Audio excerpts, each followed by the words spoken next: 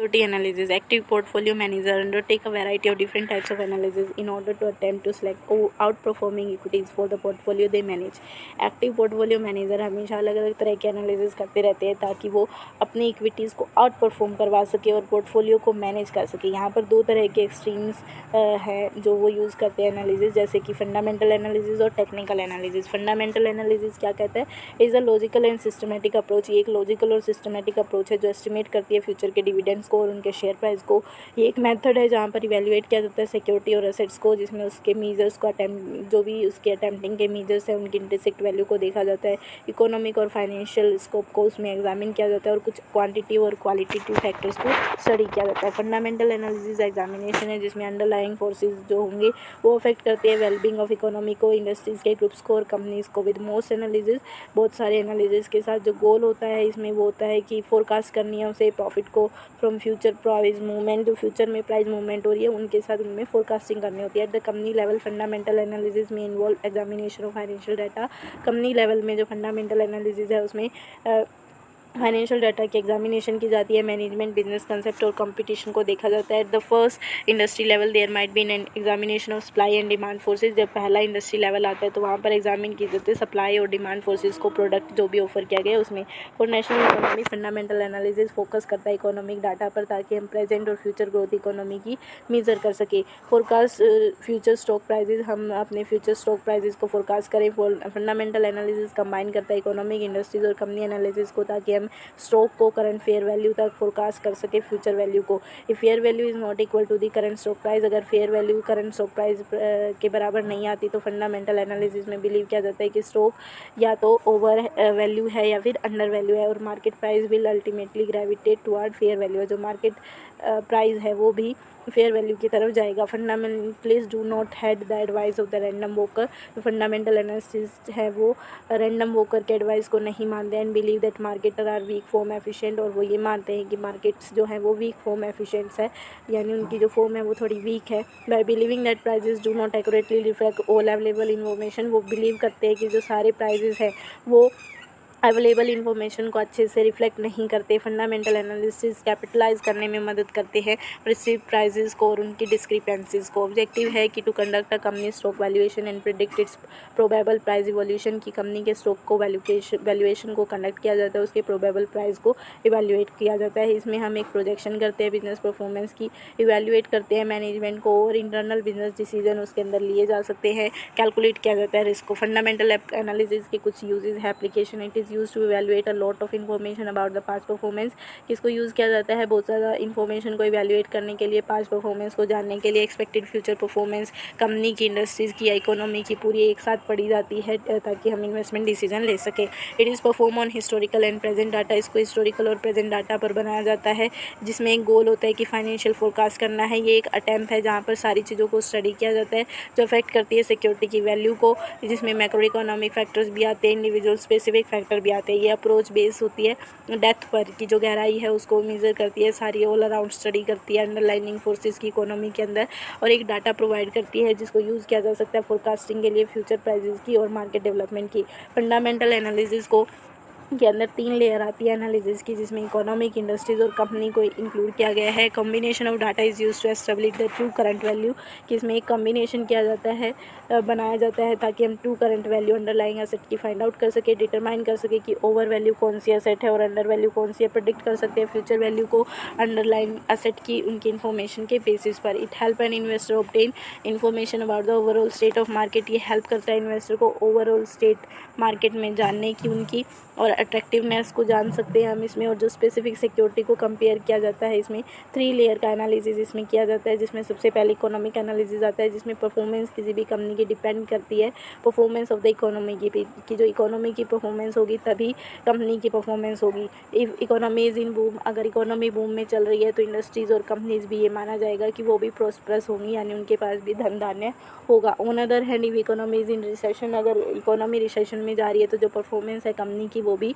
कम हो जाएगी। तो जो कि इकोनॉमिक वेरिएबल है वो इस तरह से होंगे कि इन्वेस्टर यहाँ पर मॉनिटर करेगा फंडामेंटल एनालिसिस को, यानी पहले वो ग्रोस नेशनल प्रोडक्ट और जीडीपी को देखेगा।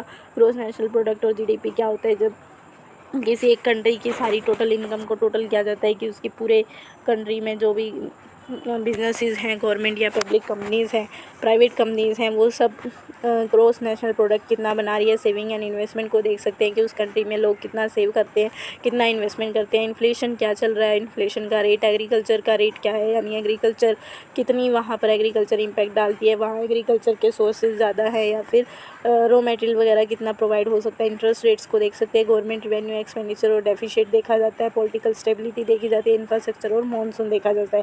तो इंडस्ट्रियल एनालिसिस एक ग्रुप है फर्म्स का जहाँ पर कुछ टेक्नोलॉजिकल स्ट्रक्चर देखा जाता है प्रोडक्शन का और सिमिलर तरह के प्रोडक्ट्स बनाए जाते हैं। इंडस्ट्रीज एनालिसिस में हम इवैल्यूएशन करते हैं स्ट्रेंथ और वीकनेस की पर्टिकुलर इंडस्ट्रीज़ की।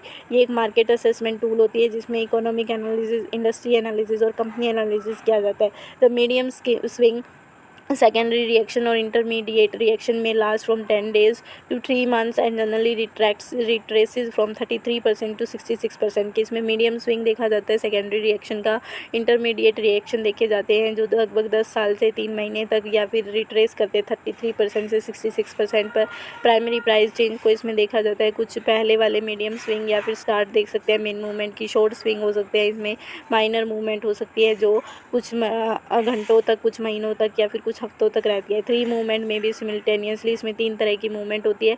डेली माइनर मूवमेंट जो डेली छोटी मोटी मूवमेंट होती है वो, बियरिश सेकेंडरी रिएक्शन जो सेकेंडरी रिएक्शन है वो, और बुलिश प्राइमरी मूवमेंट जो बुलिश वाली प्राइमरी मूवमेंट है वो। Market trends have 3 phases. Dow theory assert that the major market trends are compose of 3 phases की मार्केट ट्रेंड्स के अंदर लगभग 3 फेजेस होते हैं। जो डाउ थ्योरी है वो असर्ट करती है कि जो मेजर मार्केट ट्रेंड है उसके अंदर 3 फेजेस आते हैं, accumulation phase, public participation phase और डिस्ट्रीब्यूशन फेज। एक्यूमुलेशन फेज क्या होता है? It is a period when investor in the know, जहाँ पे इन्वेस्टर जानना चाहता है, आर एक्टिवली बाइंग, जो खरीदना चाहते हैं स्टॉक को against general opinion of the market, जो जनरल ओपिनियन है मार्केट का उसके बिहाफ पे वो कुछ भी खरीदना चाहते हैं। इस फेज में जो स्टॉक प्राइस है वो चेंज नहीं होता क्योंकि इन्वेस्टर यहाँ पर माइनॉरिटी डिमांड करते हैं, छोटी मोटी डिमांड करते हैं, ऑब्जर्व कर लेते हैं स्टॉक को, that market at large is supplying, क्योंकि मार्केट उनको बहुत ज़्यादा अमाउंट में सप्लाई कर रहा है। Eventually market catches on to this astute investor and rapid price changes occur, कि अचानक से मार्केट इस तरह के इन्वेस्टर को कैच करता है और मार्केट में जो प्राइस है वो बहुत तेज़ी से चेंज हो जाते हैं। दिस ओकर when trend follower and other technical oriented investor participate. ये कब होता है? जब ट्रेंड फॉलो किए जाते हैं और कुछ टेक्निकल ओरिएंटेड इन्वेस्टर इसमें पार्टिसिपेट करते हैं। इस तरह की जो फेज है वो कंटिन्यू रहती है जब तक रैम्पेंट स्पेकुलेशन ना हो जाए। इस पॉइंट पर एस्ट्यूट जो है इन्वेस्टर का वो बिगिन होता है, वहाँ पर होल्डिंग्स को डिस्ट्रीब्यूट कर दिया जाता है मार्केट के अंदर। Next is stock market discount. सारे जो नए स्टॉक प्राइजेस हैं उनको क्विकली इनकॉर्पोरेट किया जाता है नई इन्फॉर्मेशन में, as soon as it become available, जब तक कि वो अवेलेबल ना हो जाए। वंस न्यूज़ इज़ रिलीज, जब एक बार न्यूज़ रिलीज़ कर दी जाती है तो स्टॉक प्राइस जो होगा वो चेंज हो जाएगा, उसमें नई इन्फॉर्मेशन को रिफ्लेक्ट किया जाता है ऑन दिस पॉइंट। इस पॉइंट पर डाउ थ्योरी एग्री करती है कि यहाँ पर एक प्रीमाइजेस हो सकती है जिसमें एफिशिएंट मार्केट हाइपोथेसिस को दिखाया जाए। Stock market averages must confirm each other in douse time. Stock market के जो एवरेज है वो कन्फर्म करते हैं हर एक को। डाउज टाइम में US was a growing industrial power, जैसे कि यूएस एक ग्रोइंग इंडस्ट्रियल पावर है, यूएस के पास पॉपुलेशन के सेंटर है, फैक्ट्रीज़ है जो उसकी पूरी कंट्री में फैली हुई है, फैक्ट्रीज़ वहाँ पर शिप की है, गुड्स को मार्केट में ले जाने का काम करती है, रेल के द्वारा भी पहुँचाते हैं। तो डाउ का फर्स्ट जो स्टॉक एवरेज था वो इंडस्ट्रियल यानी मैन्युफैक्चरिंग कंपनीज और रेल कंपनीज के लिए था। टू डाउ a bull market in industrial could not ओकर। डाउ के अकॉर्डिंग जो बुल मार्केट है इंडस्ट्री में वो ओकर नहीं हो सकता unless the railway average rail as well, कि जब तक रेलवे एवरेज को रेल नहीं किया जाता। Usually first according to this logic if manufacture profit are rising, इसके अकॉर्डिंग, इस लॉजिक के अकॉर्डिंग अगर मैन्युफैक्चरर्स के प्रॉफिट बढ़ जाते हैं तो ये एक फॉलो करता है कि इसमें हम ज़्यादा से ज़्यादा प्रोड्यूस करें। इफ़ दे प्रोड्यूस मोर, अगर वो ज़्यादा प्रोड्यूस करेंगे then they have to ship more goods to consumer, तो उन्हें ज़्यादा गुड्स कंज्यूमर को देनी पड़ेगी। Hence if an investor is looking for signs of health in manufacture, यानी अगर कोई इन्वेस्टर कुछ साइंस देखता है हेल्थ के मैन्युफैक्चर में, ही और she should look at the performance of the companies, तो उसे कंपनी की परफॉर्मेंस की तरफ देखना चाहिए। That ship the output of them to the market, जो उनके आउटपुट को मार्केट में लेकर जाएगा रेल रोड्स के द्वारा। The two average should be moving in the same direction, दोनों जो एवरेजेस हैं सेम डायरेक्शन में जाती है। व्हेन द परफॉर्मेंस एवरेजेस की डाइवर्स हो जाती है तो वो एक वार्निंग सिग्नल देती है कि इन दोनों में कुछ चेंज हो रहा है। बोथ बारन magazine and the wall street journal still publish the daily, जैसे भारत मैगजीन है और वॉल स्ट्रीट जर्नल है, वो आज भी कुछ ना कुछ पब्लिश करते रहते हैं। तो परफॉर्मेंस है डो जोन्स ट्रांसपोर्टेशन एवरेज की चार्ट फॉर्म में वो शो करते हैं। The index contain major railroad, इस इंडेक्स में बहुत सारे रेल रोड्स को, शिपिंग कंपनीज को और एयर फ्रेट कैरियर्स को यूएस में दिखाया गया था। Trends are confirm by volume, Dow believe that volume confirm price range trends, कि जो भी ट्रेंड्स थे उनको कंफर्म किया गया। वॉल्यूम डाउ के ने बिलीव किया कि जो भी वॉल्यूम है वो प्राइस ट्रेंड की वजह से कंफर्म की जा सकती है। When price move on low volume, जब प्राइस कम वॉल्यूम पर मूव होते हैं, there could be many different explanation, तो उसकी अलग अलग एक्सप्लेनेशन हो सकती है। An overly aggressive seller could be present, for example जैसे कि कोई एग्रेसिव सेलर है वो प्रेजेंट हो सकता है वहाँ पर जो बेचना चाहते हैं अपने सामान को। But when price movement are accompanied by high volume, लेकिन जब प्राइस मूवमेंट हाई वॉल्यूम के साथ चेंज होते हैं, Dow believe that represent the true market view, तो उसे ट्रू मार्केट व्यू कहा जाएगा। If many participant are active in particular security, इसमें बहुत सारे पार्टिसिपेंट एक पर्टिकुलर सिक्योरिटी में एक्टिव होते हैं एंड जो प्राइस है वो मूव करता है सिग्निफिकेंटली एक ही डायरेक्शन में। डाउन ने मेंशन किया कि that this was the direction in which the market anticipated continue movement. Down ने मेंटेन किया कि एक डायरेक्शन हो सकती है जहां पर मार्केट को एंटिसिपेट किया जाता है कि वो कंटिन्यू मूवमेंट करेगा। To him it was a signal that a trend is developing, तो एक तरह का सिग्नल था ये कि ट्रेन जो है वो हमेशा डेवलप करती रहेगी। Train exist until definite signal prove that they have ended डाउ, ट्रेंड एग्जिस्ट करती है तब तक जब तक डेफिनेटिव सिग्नल जो है वो प्रूव ना हो जाए। कि डाउ ने बिलीव किया कि जो भी ट्रेंड है एग्जिस्टिंग डिस्पाइट के, वो मार्केट नॉइस बनाते हैं, मार्केट टेम्पररी मूव कर सकता है डायरेक्शन में अपोजिट ट्रेंड में, but they will soon resume the prior move, लेकिन वो अपनी पहले वाली मूव्स को ही रखते हैं।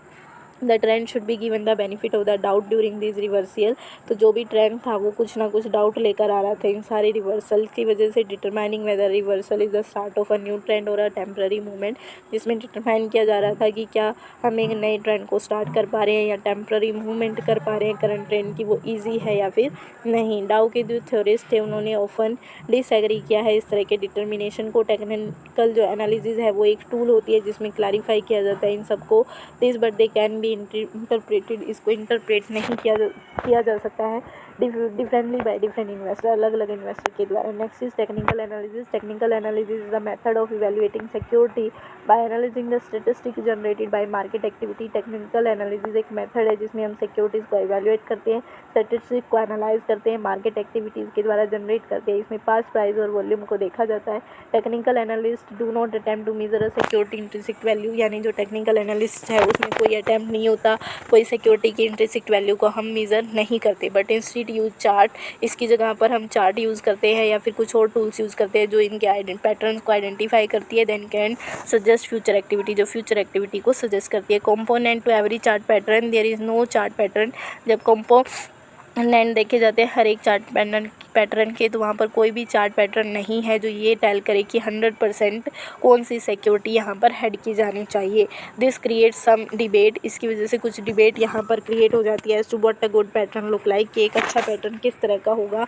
And is a major reason why charting is often seen as more of an art than a science, तो इसी वजह से ये एक मेजर रीज़न है कि जहाँ पर चैरिटिंग दिखाई जाती है उसको आर्ट की तरह दिखाया जाता है, ना कि साइंस की तरह। तो टेक्निकल एनालिसिस बेस होता है कुछ मोस्टली अलग अलग तरह के चार्ट्स पर, जैसे कि लाइन चार्ट, बार चार्ट या फिर कैंडल स्टिक चार्ट। फिर है efficient market hypothesis, random walk theory. It is that the market information and immediately and fully spread so that all investors have the full knowledge of the information and changes price of the security in the stock market which all are independent of each other।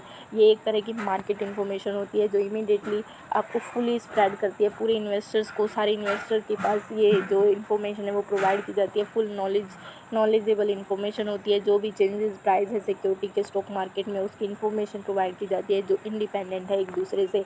Hypothesis state करता है कि the capital market is efficient, कि capital market efficient है, information को process कर सकता है according to the efficient market model. Market की जो एफिशिएंट मार्केट मॉडल है उसके अकॉर्डिंग मार्केट एक एक्चुअली कंसर्न करता है इन्फॉर्मेशन को स्प्रेड करने से रिलेटेड, जिसमें इन्फॉर्मेशन को इनकॉर्पोरेट किया जाता है सिक्योरिटी को रेज करने के लिए। Technique before the past price sequence content the information about the future price movement, कि इसमें जो टेक्निक्स होती है पहले पास्ट प्राइस सीक्वेंस को देखा जाता है, इन्फॉर्मेशन को, फ्यूचर प्राइस की मूवमेंट्स को because all type of information is slowly incorporated in the security price, क्योंकि हर तरह की जो इन्फॉर्मेशन है वो धीरे धीरे इनकॉर्पोरेट की जाती है सिक्योरिटी प्राइस में। एफिशिएंट मार्केट में एक्सटर्नल और इंटरनल एफिशिएंसी होती है। इसमें 3 तरह की एफिशिएंट मार्केट हाइपोथेसिस आते हैं: weak form, semi strong form और strong form. Weak form, this type of the form that current price of stock fully reflect all the historical information. इस तरह की फॉर्म में जो करंट प्राइस है stock की वो पूरी तरह से हिस्टोरिकल इन्फॉर्मेशन को शो करते हैं। Weak form contradicts technical analysis. जो वीक फॉर्म है वो टेक्निकल जो भी एनालिस्ट है उसको कंट्राडिक्ट करता है, जो स्टेट करता है कि जो प्राइस मूव करेंगे वो प्रेडिक्टेबल मैनर में मूव करेंगे, हिस्टोरिकल प्राइस मूवमेंट होगी, वो हेल्प करती है फ्यूचर प्राइस ट्रेंड्स को ऊपर फोकस करने में। नेक्स्ट है सेमी स्ट्रॉन्ग फॉर्म। ये मार्केट की फॉर्म है जहाँ पर टेस्ट किया जाता है कि public available information fully reflect करे करंट स्टॉक प्राइस में, and the information communication technology has made the application of semi strong form. और जो भी इन्फॉर्मेशन है, कम्युनिकेशन है, टेक्नोलॉजी है, उसमें एप्लीकेशन दी है सेमी स्ट्रॉन्ग फॉर्म की। पॉसिबली ये डेवलपिंग कंट्रीज़ के अंदर ज़्यादा होती है। स्ट्रॉन्ग फॉर्म, इस तरह की जो फॉर्म होती है वो EMH को रिप्रेजेंट करती है। मोस्ट एक्सट्रीम केस में मार्केट एफिशिएंसी पॉसिबल के साथ, एफिशिएंटली पॉसिबल के साथ। According to this form the price of securities fully reflected. इसके अकॉर्डिंग जो भी प्राइस होती है सिक्योरिटीज़ को उनको पूरी तरह से रिफ्लेक्ट करवाया जाता है सारी अवेलेबल इन्फॉर्मेशन के हिसाब से, पब्लिक और प्राइवेट दोनों में। इस तरह की फॉर्म में 2 तरह की कंडीशन आती है: सक्सेसिव प्राइस कितना चेंज हो रहा है, रिटर्न्स इंडिपेंडेंट होते हैं। सक्सेसिव प्राइस चेंज और return changes are identical distribute, कि जो भी सक्सेसिवल प्राइस चेंज हो रहा है उसमें रिटर्न जो है वो इंडिपेंडेंट है, और सक्सेसिव प्राइस चेंज की वजह से जो रिटर्न चेंज हो रहे हैं वो आइडेंटिकल डिस्ट्रीब्यूट कर दिया, हमने पहचान के हमने उनको डिस्ट्रीब्यूट कर दिया। Testing technique of EMH। Weak form में हम कोरिलेशन टेस्ट, रन टेस्ट या फिर फिल्टर टेस्ट। सेमी स्ट्रॉन्ग में हम market relation test, impact test, earning, block trade, bonus, इस तरह के टेस्ट करवाते हैं। सेकेंडरी ऑफरिंग स्ट्रॉन्ग फॉर्म में trading by stock exchange, official trading by mutual fund manager, इस तरह के टेस्ट करवाए जाते हैं।